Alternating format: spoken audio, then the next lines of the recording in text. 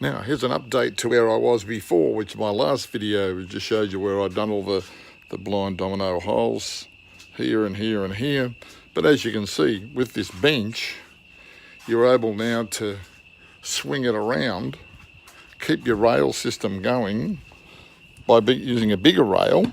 Well, fortunately I've got big rails, and then just it's a matter of then creating your rail here. Now this rail's a 1400 rail, and you know, at the end of the day, up at the end of my workshop there, that's a 3 metre rail, so I can do them as small. See, I've balanced between the sort of like 800 and then the 1400, because as the board's gotten wider.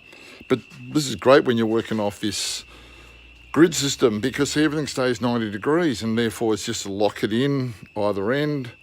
You lock it in with the yellow box shed rail dogs, which just slide in underneath the rails like that. You can adjust the rail to however you want. And then I just lock it down with some clamps, some yellow box dogs along the side. This is just my little reference. This is my little reference guide here, because I can't sort of see it too good as far as the line work is concerned. So I've got to continue the line work onto this board. But you know, hey, it's this is great, because doing the dominoes on the face, it's always difficult to keep them in a nice straight line without messing up. Okay, now it's really getting dark. Well, darker.